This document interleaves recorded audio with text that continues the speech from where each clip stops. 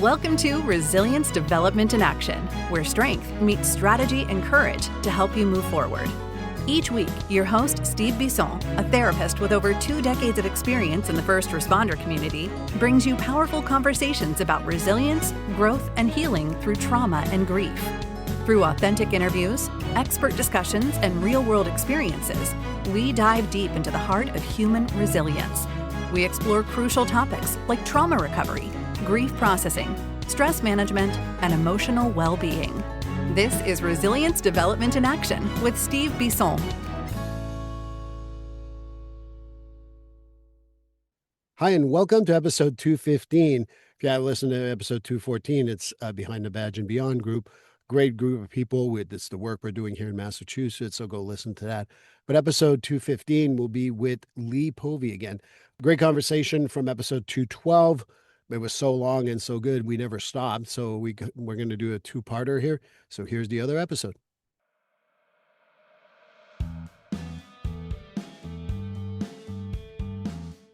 GetFree.ai. You heard me talk about it. I'm going to keep on talking about it because I love it. I've had about a year and a half, 18 months practice with it, and I still enjoy it. And it saves me time and it saves me energy. Free.ai takes your note, makes what you're talking with a client, just press record. And it does either transcript, it does a subjective and an objective with a letter if needed for your client and for whoever might need it. So for $99 a month, it saves me so much time that it's worthwhile. And if you do it for a whole year, guess what? You get 10% off. More importantly, this is what you got to remember because you are my audience that listens to Resilience Development in Action. If you do listen to this and you want to use free.ai, put in the code STEVE50 in the promo code area, STEVE50, and you will get $50 off in addition to everything we just talked about. Get freed from writing your notes. Get freed from even writing your transcripts. Use that to your advantage. Free.ai, a great service. Go to getfree.ai and you will get one of the best services that will save you time and money. And I highly encourage you to do so. And I think it's getting better in some ways. Younger people are being taught more about their emotions and their emotional experience, which is awesome because I like to teach it's just data. And once guys understand that, they're not afraid of their emotions anymore. Like there's a lot of fear for guys about their emotions because it's this thing I've been told I shouldn't have, as you say. I mean, even joy and anger, don't be too happy as a bloke. Like it's not attractive to be too happy. And you got all these TikTokers telling you, exactly how you should be as a man and how stoic you should be and don't give away too much. That's for women. And oh my God. And then for women, it's don't be angry. There's nothing worse than being angry. So women can't be assertive. Assertive is on the anger spectrum, right? Like that's not ladylike. Healthy use of anger is to be assertive. A boundary's being broken. I need to be clear about this here. And we have these weird toxic positivity stuff about not feeling negative emotions. There is no negative emotion. An emotion is just telling you about your experience. That's it. And we might have negative experiences, right? You might lose a loved one and feel sad. And that's a negative experience from the emotion. But I'm glad I feel sad because the sadness tells me that person was important to me. So the sadness itself isn't negative. Losing the person might be negative. So I think we just really need to allow ourselves to have a much more human experience. And then the trick to that is, okay, how do you learn from emotions and how do you choose how you want to be instead? And because we don't give guys that opportunity to learn, instead they become very reactive. So they react from anger without even realizing they're reacting from anger. They react from sadness or fear without realizing. We have so many men who are afraid and making choices based on fear, who have no idea that those choices are being made from fear. When we see men taking things away from others or punishing others, usually it's about fear of what's going to happen for them. And we need, society needs people we mentioned at the beginning, to have more empathy for each other. There is Simon Sinek talks a lot about this, and I love some of his work around this infinite game, right? There's no winners and losers in life. It doesn't matter if you're a billionaire or you're a peasant. You get to the end of it, you die. That's it. And what matters is what are the moments of joy you have along the way, and what are the connections you create? And especially for men, what do you feel that you achieve? And money isn't an achievement. Money is just something, right? It doesn't buy you happiness. It definitely doesn't buy you fulfillment. So, one area of clients that I have, Steve, is I have middle-aged men that come to me because they're feeling unfulfilled. They're usually very successful. We're talking seven figures plus net worth. Right. And I'm not happy, Lee. The American dream told me that if I was wealthy and I had a hot wife and a couple of kids and a nice car and a nice house, that's it. I've done it. I'd be happy. And then I'm not happy.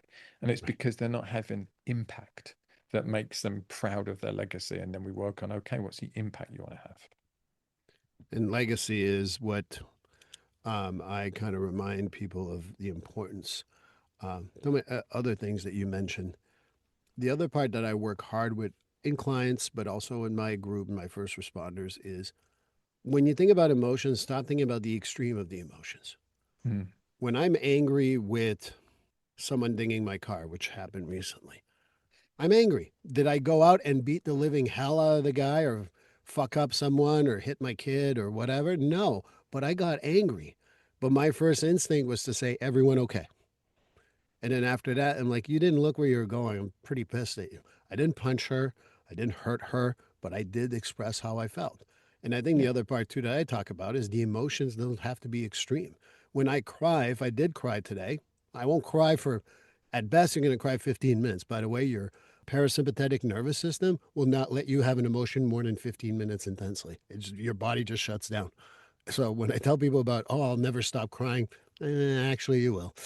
Your body And will usually it let. doesn't even last that long. It's usually Correct. like a few seconds to a few minutes. And I also talk about it with panic attacks when people are like, I had a 30-minute Yeah. panic attack, and I'm like, you may have felt that way, but it's just not genetically possible. Yeah. Um, and learning to know that all emotions don't have to be extreme.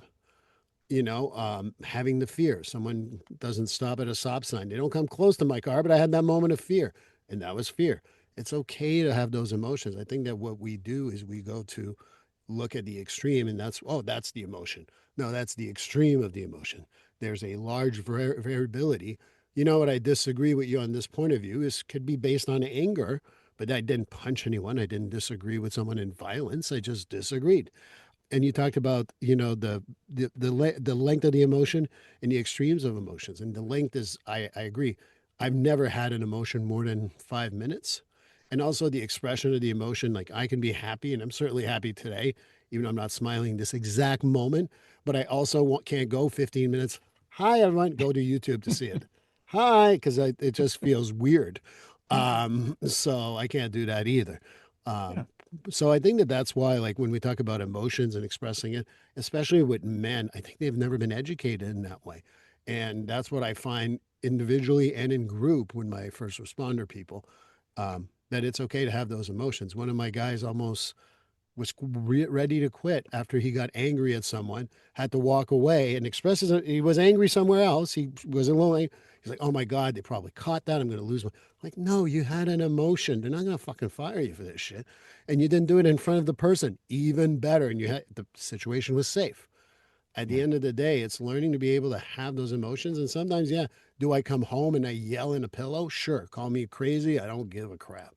But hey, I didn't hurt anyone and it's okay to yell. And I moved on from that emotion. But I don't Yeah. know. That's kind of what I got from what A you're lot saying. of men, and especially young men today, have been told their anger's not welcome, Mm-hmm. which is super unhealthy. Because it's okay to be angry about things, right? If somebody's pushing your boundary, somebody's breaking an agreement with you, somebody's let you down, it's okay to be angry about that. And because we tell them they can't be angry, then they have this fear of if I ever am angry, it's rage.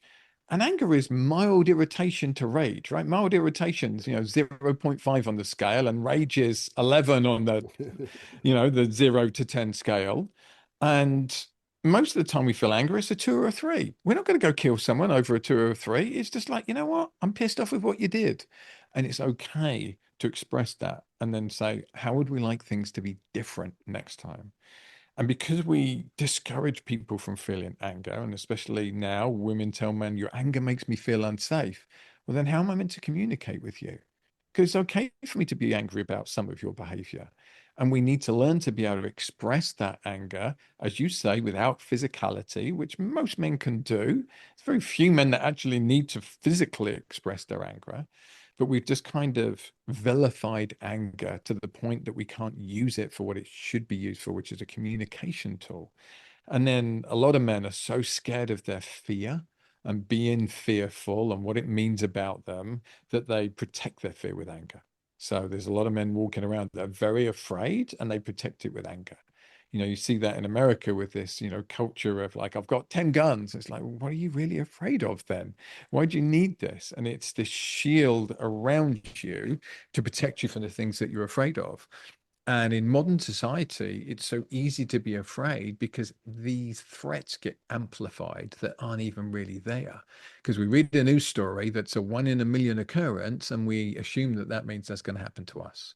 The world is safer right now than it's ever been in human history, yet people are just afraid as they've always been. And that fear doesn't match our actual human experience. And it damages us. It damages parents with kids because they don't let kids go and try things because they're worried that they're going to get hurt. And then these kids don't learn any resilience. They don't learn any self-control. They don't learn any grit. They don't learn where their limits are, which is all part of the human experience. And I think I go back to a little bit of our pre-interview questions, and I'm going to keep it a little bit general for Mm. purposes of keeping it on the subject. But it's the fear of others, and what I mean by Yeah. that is Yeah. this: Yeah. I grew up as a Quebecer who spoke French, and I lived with a lot of around English people. I had the biggest paper route for an English paper in the Montreal area at one point.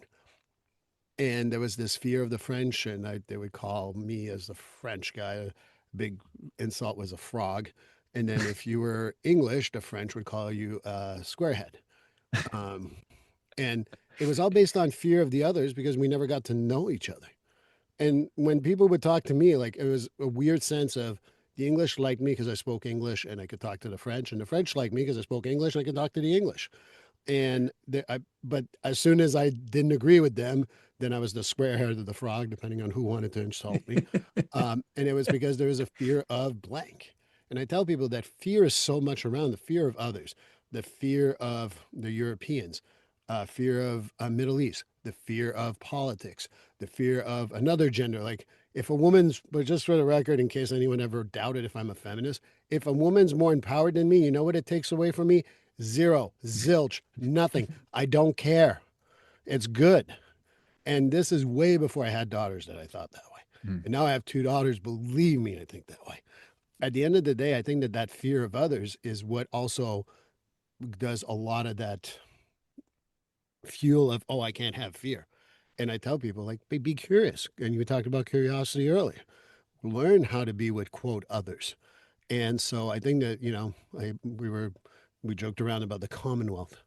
But one of the things I particularly enjoy about the Commons, whether it's Canada and Britain or Australia, we'll just pick on the Liberals and the Conservatives for a second. They will vehemently disagree about something, but they'll be at the pub having a beer after. Yeah. And those two things exist. And to Yeah. me, that's where once you get over the fear of others, it makes such a world of difference. Yeah.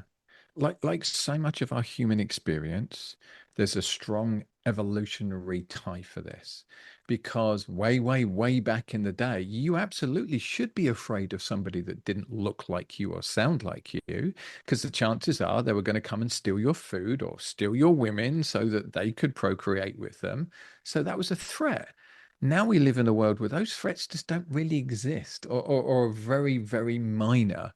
But because our brain hasn't caught up, the evolution of our brain hasn't caught up with the lack of threat these days, we still see people that don't look like us, that don't speak like us, that don't sound like us, that have different ideas to us as to being the threat and to being dangerous when they're really, really not. And this is why we see when you take people from more rural areas and you put them into cities, they actually develop more empathy because they are around these people that are different from them and look different and sound different from them, and they realize that they have the same wants and the same dreams and the same hopes as them. And it doesn't matter what their religion is or whether they're religious or not. What matters is they want their kids to have a good life just as much as you want your kids to have a good life, right? They want to be healthy just the same as you want to be healthy. They want friends just the same as you want friends. They want fulfilling work just the same as you do. And once we are around people that are different from us and we realize that we're much, much closer than we think we are and that social media leads us to believe, Mm-hmm. then they become less threatening. And I see this all the time in my men's groups where people share things and, there might be some initial reaction to it. And then they realize there's way more in common than they thought. And when we start with the premise of let's find what we've got in common rather than what we disagree on, we realize that we agree on 80% of stuff and the 20%. So what? We can have fun talking about it. But because we agree on the 80%, it's much easier for us to find this common ground that we can connect on. And it's just evolution, right? It's just biology makes us afraid of things that are not what we used to. And we just have to take a conscious step to get over that and go, this is not something to be afraid of. And that is literally the human experience. This is not something to be afraid of. And if we can keep saying that to ourselves, the experience is much better and we can have more empathy for each other. I go back to what you talked about cycling earlier, or any individual sport. I think that it can go for group sports, but I want to stick on individual. Is Mhm. a marathoner better than the 100-meter sprinter?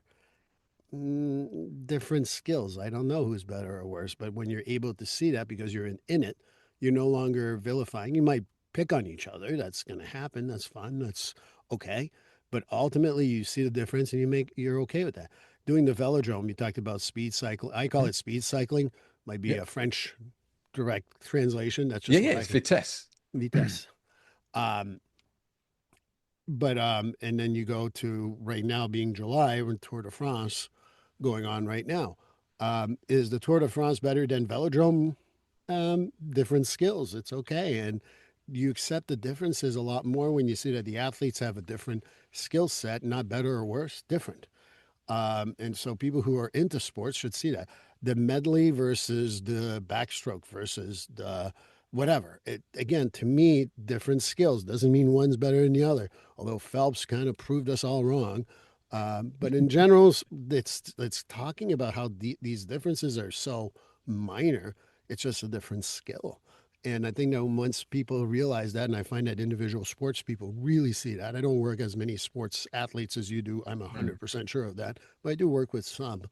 And they really see that as, yes, they'll pick on the marathoner. Oh, you can't run fast, or you're going to run slow on the long distance. But it's a joke. It's not meant to really go after the person. So I think that's really working on these differences and learning that this is one of my favorite saying. People who've listened to my podcast will hear it again. And for those who know me individually, know I say this all the time. 95% of cops, firefighters, EMTs, paramedics, military, male, female, whoever you want to call a group, they just want to do their job, do their life, and go home safely. That's all they care about. They don't care. There's 5% of them, fucking douchebags, fucking assholes. Athletes in the NFL, Which is exactly the same in every single walk of life. It right, might just be that, say, the police in America can cause more harm because they have guns and the douchebag in the office doesn't have a gun. But still, there is a percentage of society, 5 to 10%, that is more sociopathic, that has less empathy and can cause harm. And certain careers, that harm is amplified by what they can do.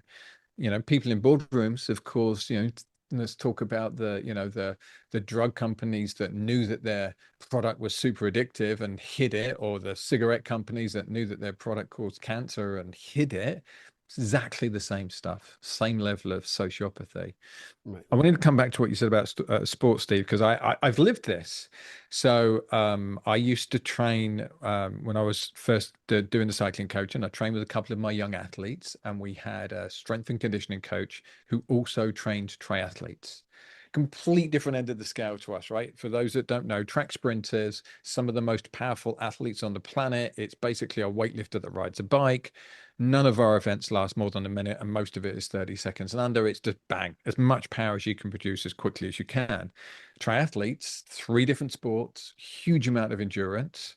And even the sprint triathlete lasts an hour and a half, and it's an endurance event, and they're little humans, and they need to be light because that's a benefit in their event. And we're in the gym, and these triathletes are like on their third training session or fourth training session of the day. They've got up at 4 o'clock in the morning, whatever, to go for a run. Then they've gone to the pool, then did a bike race, then they're in the gym. And typically, track athletes might train twice a day at most. We might do a gym and track session. Typically, it's once a day, maybe twice a day. And we would be in awe of them. Like, how the hell do you guys do it? Where do you get the energy from? Like, how do you do it? And then they're looking at us lifting 4 times as much weight as they are. And they're going, how the hell do you do that? Like, how do you stand under 400 pounds and squat? So what I discovered was there was usually just a lot of, you know, camaraderie, because we all know how hard we were trying. Like, they'd come in the gym and they'd be like, oh, you sprinters, you're lazy. Then they'd watch our weight workout and they'd be like, holy crap, how are you guys doing that? Because their weight workout would be half the length of ours with a quarter of the volume. And, it's a maintenance weight workout where we're smashing the hell out of each other. We're lying on the floor in between efforts, barely able to function. So when you get elite athletes together and they watch each other train, often there's this huge respect for what the other is capable of doing. I look at Tour de France cyclists and I'm like, I just don't know how they do that. I think that is the hardest thing that human beings are capable of doing. 21 days of 5 hours plus a day of the most intense exercise possible. Yet those guys would come and watch me train in the velodrome and go, how the hell do you go that fast? Like, they're just Yeah. like, how are you doing it? Or they come to the gym and I'm like, right, let's do squats and let's do 5 sets of 10 on squats. And I'm like, what is wrong with you? This is horrible. So I think high performers can always look at another high performer and have a lot of camaraderie and a lot of respect. And I see that across the thing, in high level business, it's the same thing. We have respect for other people that are working at that level of intensity. And I think that's you talk about the other part about men's group or any type of group is to have respect. Yeah. Yeah. To me, what's the old saying? If you haven't walked a mile in my shoes, don't judge me.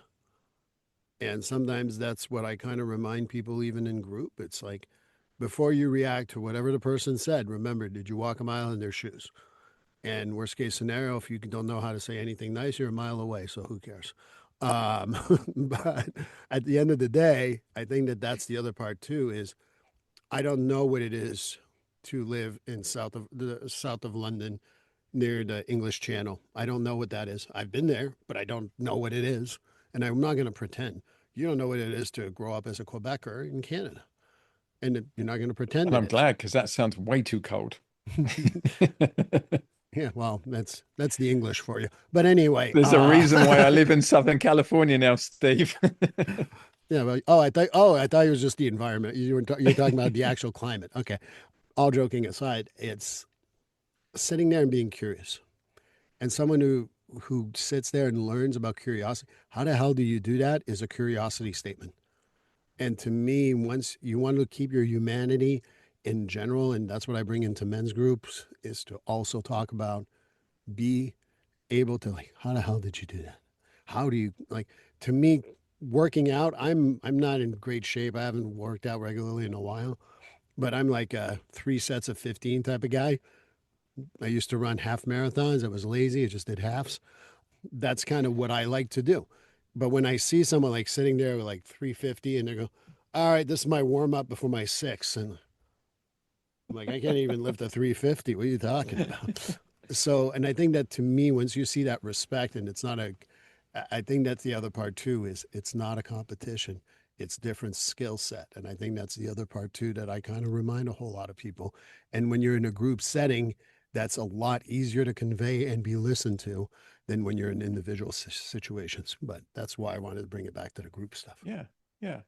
I think the world just needs a lot more love and a lot more empathy. And it's in us.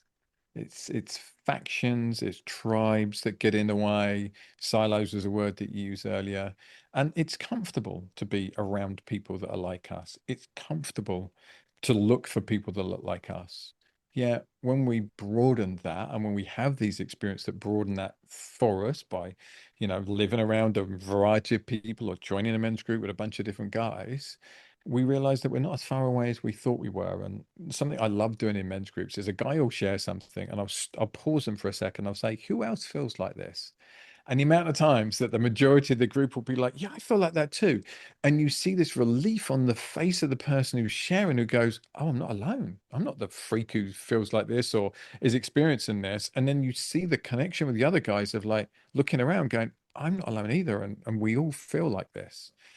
And I just think there's so much power in getting people together and sharing those experiences and feeling like we want to be there and support each other. And in my experience, men are incredibly loving when given the chance. And I think we spoke about it off air, and I think it's time to touch on it now, which is how do you get men to these groups, and Right. how do we get men to step into these spaces? And you know what did it for me, and it took time. I was a young man in UK. We're not known for going to therapy. That wasn't what young men in UK did 30 years ago when I was in my 20s. And it took a bit of time, and it took a lot of love from guys who just kept saying, come do this thing. It's going to shock you, it's going to surprise you. I went to a men's group. I sat down in a circle with a bunch of other guys and they shared their stuff. And by the end of them sharing, I'm like, oh, I got to do this. I've got to be in. Like, that's it. And that's what I find. You know, if we can get guys there to experience it, they experience something that they're not expecting. They experience a level of connection and camaraderie and especially being seen. And I get it. Like guys are scared of being seen. You know, it's there's some protection in not being seen because you judge yourself very harshly and you worry how others will judge you. But Right. when you get seen in this space and these guys aren't judging you and telling you that you're a prick or that you're useless or that you're a failure or you should be better or you're ugly or whatever the internal voices that you tell yourself, when they just hear you and go, I hear you, brother, suddenly you know that this is something that you just want more and more of. And the men in my group very rarely leave. You know, once they've started the group, takes about 4 or 5 weeks, and then they're like, "Oh God, this is it. I'm in," and they stay for years and years and years. And I just want to provide opportunities for men to feel that love from other men. And I remember when I first got told that this this therapist said to me something along the lines of like, "There's nothing like experiencing the love of of other guys, and it's different from the love from women." I was like, "Yeah, whatever, fucking queer." That was that was my stupid childhood boy like teasing response. And then I was there and I had that experience. And I'm like, oh God, he's so right. He's so right. Like, what was my weak ego trying to protect me from? Like, this is just such a wonderful experience to be seen by other men and to be emotionally held by other guys. And I'm so glad that he was patient and he ignored my bullshit and he just kept inviting me until I was ready to step in. And when I did, I've never looked back. Well, I think this is a good step up point to talk about one more thing before we go, because you just talked about men's group. We talked about men's group. Sometimes women join my group. Sometimes they're comfortable. Sometimes they're not. It ends up being mostly a men's group. Like I've done this group off and on for 7 years. I would say 80% of the time it's a men's group. And yes, sometimes women join. What's the value of doing men with men versus having women there? Yeah. So I run both mixed groups and gender only groups. I run mixed groups in a business setting. So I run executive groups, and whoever's on the executive team, we're all in it together. And then I run men's groups. And I think the advantage to men only groups is there's a place where they're not trying to show off to women. And it's Good not quite point. the same in the executive groups because it's like, okay, we've got this aim here that we're trying to do this for the business. And there can still be some of that male bravado there. Right. And also for women, right? Women behave differently around men, and women, when they're in groups with other women, can let go of some of that mask or some of that expectation of how men want them to behave. So I think men get to let go of the how should I behave in front of women to still look attractive. And that's a very subconscious thing. It's not like they're consciously going, I would like to be attractive. There's a subconscious thing there to it. And we see that in gyms, like guys in gyms, it's just a male Right. gym, as opposed to guys in gym where the women there, they behave differently and it's observable. So I think it's this opportunity for men to take the mask off. I've got a friend who runs a men's group called Men Without Masks, and I think that's a really astute group name. Like you want men to come and take that mask off and to let go of trying to appeal to people, and especially women, because that's a very powerful motivator. It's a core genetic motivator. I want to procreate, right? I want to Right. procreate. What does that mean? I'm driven to have sex, so I'm driven to get the opposite sex to like me.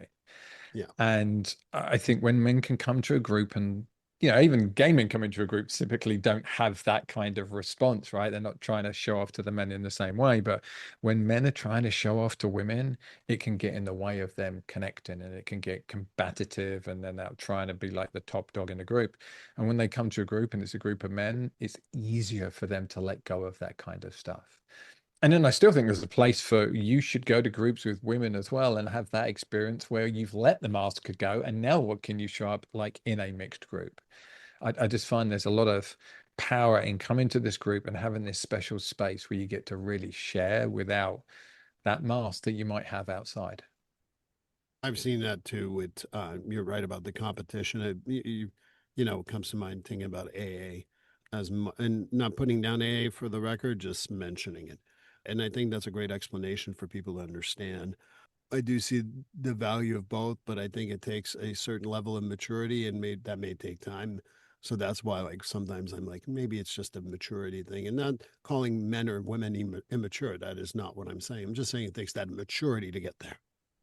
I'm gonna call men immature, and there's lots of immature men How out dare there. you? I know. And I think society does a bad job of meeting them because what we typically do is we call them toxic and we call their behaviors toxic. And when you call somebody toxic, you're saying you're broken, right? You're bad.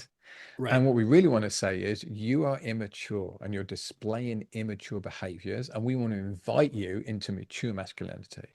You know, when I think about so much of what we see on the internet, it's immature masculinity that's glorified as healthy masculinity. It's boys acting out, you know, boyhood hero stuff, the hero's journey, instead of what does it mean to be a man? What does it mean to, like you, right, have daughters and raise daughters to be strong, successful, loving women? And you've got to let go of all the boyhood bullshit to be able to do that. So I think of part of the group's rite of passage, and we that society. There would in a young man's life where they did the, you know, I'm trying to think what the Aborigines call it in Australia, like the something walk where they go off and they have to survive in nature for like a week or something. Oh And you yeah. have this rite of passage that signifies I'm leaving boyhood behind and I'm becoming a man. And now we celebrate boyhood. We celebrate the collection of toys. I mean, literally, we have middle-aged men who just want to outdo each other with the size of their yachts and their toys. It's like, come on, guys. And it doesn't bring you any joy. Like Daniel Kahneman, fantastic psychologist, has done a ton of work on this. And he sadly died fairly recently. It's a great loss. And what he showed is the accumulation of things brings you no more joy. You get it, you get a moment of joy for getting it, and then your happiness level does not increase. And in fact, sometimes it goes down. So, what actually matters for human beings, men and women, is connection and a sense of fulfillment and a sense of purpose, especially for men, purpose. You know, women can drive a lot of purpose from childcare and from bringing up children, and men drive less purpose from that. They can still drive a lot of purpose from it, but they tend to drive less purpose from that, and they need to do something to be of use. Right. And as society, we've downvalued that. Like men like using their hands, or at least certain section of men like using their hands, and we have downvalued tradespeople. In America, it's like if you don't go to university, you're useless. I didn't go to university. Nobody ever asked me, "Hey Lee, what's your education level? Did you go to university?" Hmm. Everybody I work with has a degree. Everybody I work with has an MBA. Everybody I work with is incredibly smart. That's what they do. That wasn't my pathway. That wasn't what worked for me because the education system didn't understand somebody like me. The Correct. message I got at school was you're incredibly smart and you're lazy. I'm not lazy. I just couldn't learn in their model. So they judged that as being lazy instead of, oh, how do we help you learn? So yeah, I think we just need more kindness in the world, and we need more empathy in the world, and we need more opportunity to lovingly hold people accountable instead of, you know, calling them broken, calling them toxic, and saying, "Hey, let's let go of that boyhood way of being, and instead let's step into what's it like to be a man and to actually feel connection and fulfillment, rather than here's my Bugatti and here's my expensive scotch and here's me smoking a cigar. And there's place for that. Don't get me wrong. I race go-karts, there's a helmet back there. I like speed. Speed has been a huge part of my life. Right. And I know that connection is really what makes me feel loved. And one of the best things about my go-kart racing is hanging out with the guys that I go-kart race. Like, that's just as important as the go-kart racing and the performance itself. Well, I think this is all good stuff. And I agree with you. As my therapist taught me a long time, well, a couple of years ago, it's not about going to pickleball and being the best pickleball champ. It's about connecting with other people there, men and women, usually men, and having that good time, going to play basketball, going to play any sport. It's about that camaraderie that makes you feel connected as a human being. And talking about empathy, I think connection is the next best thing. And I want to mention that because you were talking about it, and I think it's so important. And that's why men's group work. But I want to finish Human on beings this. are designed to be connected, Steve. That's who we are. It's in our genetic and psychological makeup. And that's why no one makes it out of here alive. And certainly no one makes it on their own, which is the other part that I kind of remind people. I'm going to do this on my own. No, but okay. You can continue thinking that way. But I want you to tell me a little bit more about your men's groups, what you do for, and where people can reach you, because I think it might be important for a whole lot of people. Yeah, I like to be simple, Steve. So you can find me at Lee Povey everywhere, leepovey.com, Lee Povey on Instagram, LinkedIn, and Facebook. And I'm most active on LinkedIn and Instagram. I want to be of service. I want to be of service to men. I want to keep creating bigger and bigger platforms for men to get together, to share, to support each other. I think there's a huge loneliness. Well, I don't think there is a huge loneliness epidemic right now. Suicide rates are skyrocketing for middle-aged men where their family is broken up, they get divorced, their kids are off doing their own thing, and they're lonely because men are worse at creating friends and maintaining friendships than women are. And that's one of the roles that my men's group, fulfills, is creating that connection and that friendship group. That's something that comes out of it. And yeah, just come and talk to me. It doesn't matter whether you're going to join my groups or not. If you're a man, you want some help, some advice, come and talk to me. If you're a founder, you're a business owner, and you are getting in your own way, you're my ideal client, right? You've got to that point where your intelligence is holding the business back because you can do everything better than everybody else, but you need to scale. Come and chat to me. I'll help you with that. I am very mission driven. I want to amplify my impact by the impact I have on others. So, I look at these men's groups, and if the guys become better men because of the men's group, they'll go and affect other men and their children and their partners and their community. And that is the way to make change happen. And one last little aside, when myself and the endurance coach created the Olympic development program for USA Cycling, the first thing we put down was create better humans. The second thing we put down was create Olympic champions. And to come back to your thing about sport, when I crashed and had to rebuild myself, a big shift for me was I have to enjoy the training, I have to enjoy the racing, and it can't just be about the winning. Before that, it was about the winning. Now, and I'm intensely competitive. You won't meet somebody more competitive than me, I promise you. However, now the only competition is with myself. I want to be the best version of myself. And that actually allows me to be much better connected to the other people that I do sport with, because they're not my rivals now. The only person I'm competing with is me. And I can have those friendships. It doesn't matter whether they win or I win, as long as I feel like I'm pushing forwards and being a better version of myself. And guess what? I won more stuff after adopting that attitude than before it, when it was all about winning. I hope that one of my particular clients, where I have that conversation with them all the time, the best competition in the world is with yourself.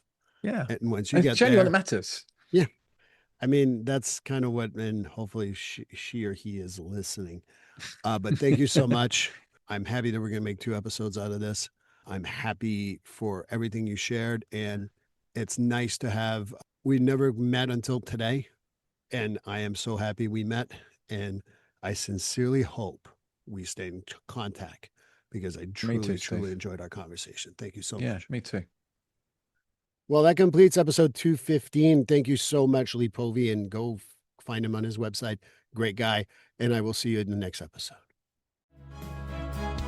Please like, subscribe, and follow this podcast on your favorite platform. A glowing review is always helpful. And as a reminder, this podcast is for informational, educational, and entertainment purposes only. If you're struggling with a mental health or substance abuse issue, please reach out to a professional counselor for consultation.